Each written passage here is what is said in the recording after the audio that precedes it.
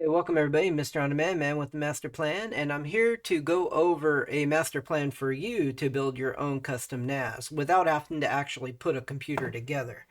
The best way to do that, in my opinion, for a home user is to buy a nice small form factor, really good quality Dell Optiplex. I did a whole video where I did maintenance on my personal NAS and showed you all of the stuff in it. And that video will be right up here for you guys to click on and watch if you want to check that out and see what I'm personally running right now, which will change maybe in 6 months or a year or whenever I decide to upgrade. But that being said, I really think having separate components and having the scalability and upgradability that this particular method offers you in a home environment is absolutely terrific. And I'm going to go over the reasons why. Let's go ahead and talk about this. First and foremost, you need the main tower, the main computer. This is a small form factor machine. It fits easily in a lot of locations on shelves or in a cabinet in your home. This is going to only cost you a little over $100 for a listing right here with 16 gig of RAM, a 256 gig NVMe, Windows 11 Pro, which you can use, or you can load whatever NAS operating system you want on this. Because this is an x86 based machine, you have a lot of options available to you, which is another reason why I recommend going this route. If you don't like your operating system that's on your NAS, unlike buying a Synology or unlike buying a Ugreen or any number of other NASs out there, you've got a lot more options for operating systems you can install on this, including Linux or including a variety of other NAS operating systems that are made for x86. So going this route gives you a lot of flexibility. And then to top it all off, you've got a couple of card slots in here for upgradability. You've actually got a spot to put a full-size hard drive in this, so you could start with this without buying anything else and just pop a big hard drive in it and say, okay, this is my NAS. And you could go ahead and then buy, if you wanted to, buy an external USB hard drive to be the backup to the main hard drive you have in here. You can do that as well. And then you have a setup pretty much identical to what I've got. You could throw a 12 terabyte in this, have an external 12 or an external 10 and an internal 10, whatever size suits you to start. You can do that with this. Now, this particular machine, let's go in here and take a look at this. Now, this is a used machine, so, you know, it's going to be what it is. But these machines were built to run 24 hours a day, pretty much all day, every day in a business environment. They last and last and last. My machine like this has been running for several years without any hiccups at all. I have countless clients that are running these for tons of different purposes. It's the perfect little server. This is an 8th generation i5, which is absolutely fine for performance wise. Because it's a small form factor, it's not too bad on power consumption. It's a great starter to get you going for, and actually it's a great unit that will last years and years and years down the road for you to go ahead and do your NAS. Now, the great thing about this too is, let's just say this dies, right? Let's just say it dies. You can easily buy another one and replace it very easily. And guess what? Your hard drive won't be formatted in some weird format that you can't read on other machines. You can take your hard drives, put them right in the new machine you buy. This is a toolless design, which I go over in my video when I do my maintenance. Comes apart super quick and easy, so almost every one of you out there can actually use one of these and work on them yourself. It's not hard at all. And the inside right here, toolless, there's little switches right here. This thing, everything comes apart easily. You got 2 card slots. I'm going to go over the 2 cards you may want to put in this. This usually comes with a 1 gig Ethernet port on it, and I recommend getting a 2.5 or a 10 gig Ethernet if you're going to start doing something with NAS type of stuff, and also doing your network in a 2.5 or 10 gig format as well for increased performance. And that's going to become evident to you in a minute when I go over hard drive speed and performance, because you can't get any more speed than your network is capable of putting out, and your hard drive is much, much faster than the network can handle. So you want to get your network really fine-tuned to be able to handle that. Let's go over some other stuff, right? So what are the other things you need? Well, you could get started with just that machine alone. And in the open bay right here, you can pop a hard drive in there. Now, what kind of hard drive are you going to want to do, and what's the cost? Well, I did a video a while back, and you'll see it up here somewhere, that talks about the advantages of buying used hard drives or refurbished hard drives for a NAS. Very, very good pricing per terabyte, and you can get hard drives that have a lot of life in them. I'm going to give you some examples of that right now, and we're going to go ahead and take a look at what you're going to look at. Now let's go down here. This is one drive. Now, I'm not advocating you buy Seagate. This just happens to be what I found. You can get Western Digital. You can get lots. This particular one came up, and I've bought Western Digital. I've bought HGST from Go Hard Drive. Go Hard Drive is a great seller. I've bought tons of drives from them and never had any issues. But I want you to notice one thing. This has a 5-year warranty from the reseller, which is Go Hard Drive. They've been in business for a long time. The other thing I want you to understand is, look at this. 0 bad sectors, 0 power on hours. What does that mean? This is a new hard drive. 0 power on hours means it hasn't been ran. Has not been ran. So what you got is you got basically a brand new hard drive. Now this is $130 for a 12 terabyte. You can pop that directly into right here. And you don't have to buy the external USB box. So you could get started right away by doing that. And then also by buying an external hard drive for backup that plugs into the USB port. And then you can scale up. See how I'm talking about the upgradability factor? You don't have to start huge at the beginning. You can start small and you can build up to that. So you could just get this. You can run this on the 1 gig Ethernet port, and you can use the USB port 3.0 ports that are on this right off the bat. And you can pop the 12 terabyte hard drive, and then you can upgrade. Now, how much does it cost to upgrade to those parts I was talking about? It's not bad at all, because we're gonna take a look here. Let's go back to my where I was at. Yeah, right here. So we got the PCI network card right here, and let's refresh this. Yeah. So this is a 2.5 gig PCI network card, really cheap, right? 2.5 gig is kind of the sweet spot. You're going to spend 50, 60, 70 bucks for a 10 gig. You're going to get the 2.5 for, $13, $14 right here. Super cheap. Terrific balance to go with, where you're not spending a whole lot of money. And this gives you a nice little bump in performance for the network performance. Not to mention your network switches and network routers at 2.5 gig. It's really expensive to jump everything up to 10 gig. So I don't expect everybody to go ahead and jump up to that 10 gig spot until prices come down. But you definitely can do the 2.5. 2.5 gig switches are definitely reasonable. That's where my network is right now, is running at 2.5 gig.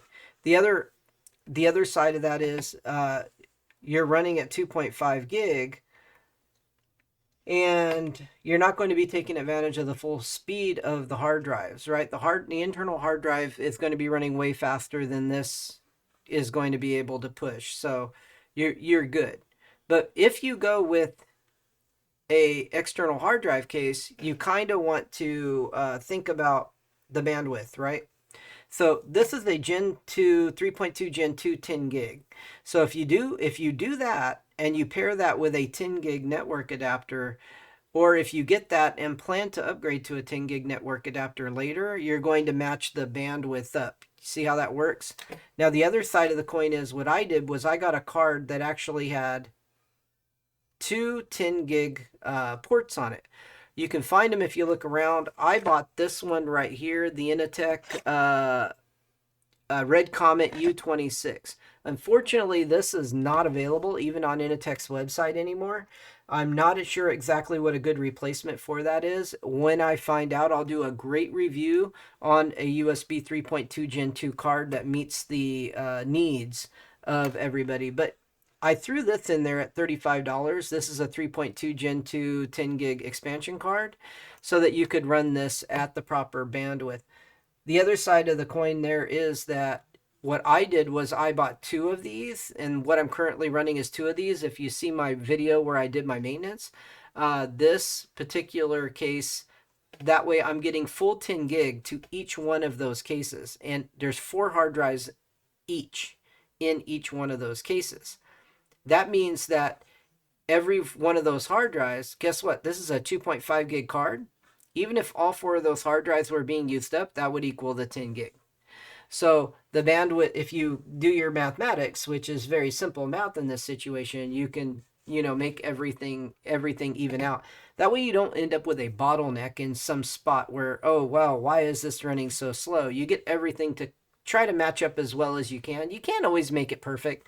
Don't worry about trying to get it exactly perfect. You may always have something that's maybe does a lot more speed than the other thing does, and there's nothing you're going to do to get around that.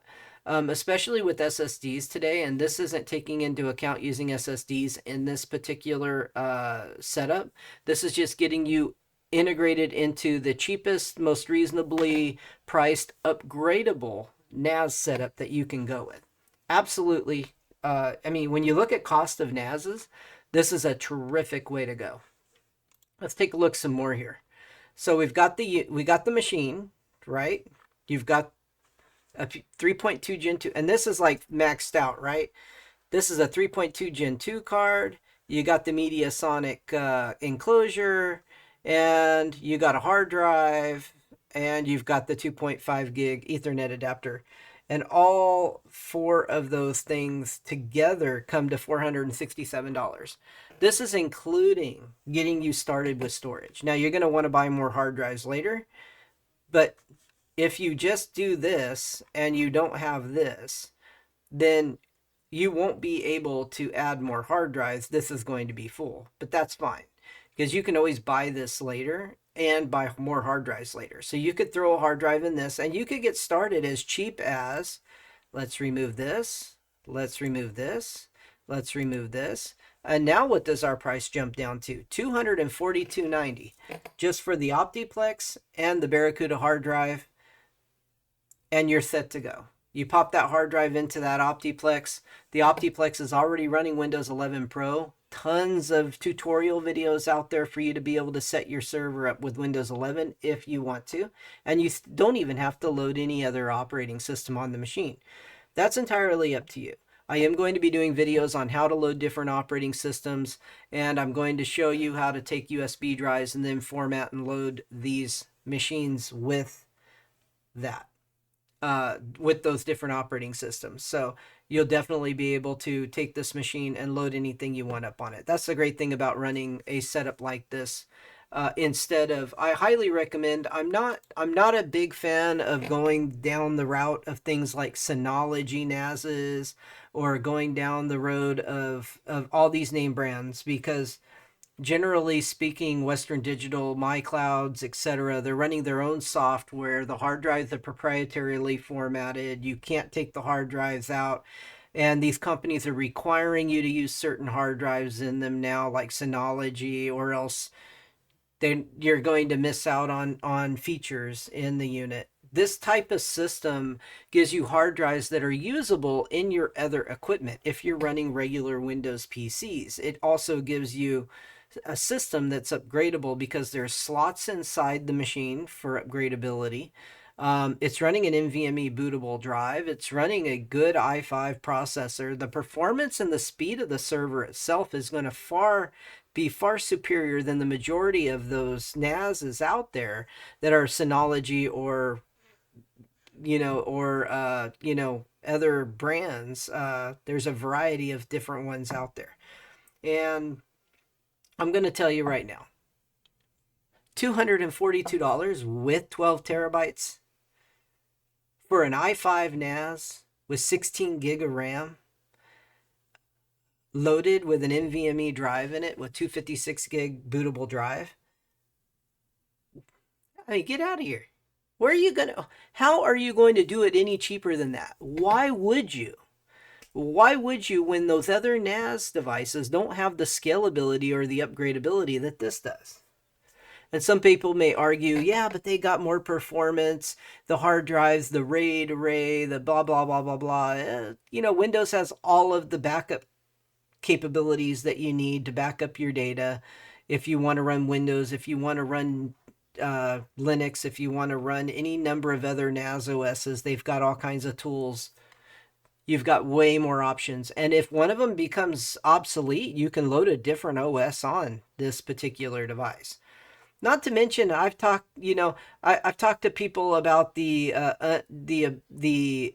ability that some of these NASs don't have to run things like Jellyfin or other servers, and this is going to give you that ability because you're going to be able to load whatever NAS software you want to run on it, and you're going to make sure that can run the server that you want to be able to run. So it's up to you. You can make a unit like this be a web server, FTP server, Plex server, Jellyfin server, anything you want. And the flexibility of the hard drives and the upgradability of the hard drives not being tied to a special operating system, so you can read the data on anything. You could take that USB thing of hard drives, you can literally take that and plug it into any of your computers, and you're going to be able to read all the data. You can't do that with a bunch of these NAS devices out there. So that's why this is, in my opinion, a better setup. It's just more flexible. It gives you a little bit more freedom. For a home user, this is the best way for you to go. And you can even turn this into a home lab if you wanted to do that as well. Lots of options for you out there. Anyway, this is my opinion. I hope this reaches you all well, this information. If you have questions for me, leave a comment down below. Join my Telegram group. It's in the description of this video. Go over there. I push lots of news and information about network and NAS stuff, as well as streaming stuff and PC tech news and all kinds of stuff over there on my Telegram group. So if you're interested in that, please subscribe. And if you like this video, subscribe to the video and let me know, hey, is this something you're planning on doing? And join Telegram and join my Telegram group. Hit me up in the DMs with questions there, and I'll be happy to point you in the right direction and say, hey, here's something available right now on eBay. Go grab it. You know, it looks like a good deal. Anyway, I'm just here to help you guys out, and my channel is not monetized. I'm not making any money off of YouTube right now at all. So any support you guys can give me by leaving a thumbs up and, liking the video and leaving me a comment would greatly be appreciated. I'll see you all in the next video. Have a great day.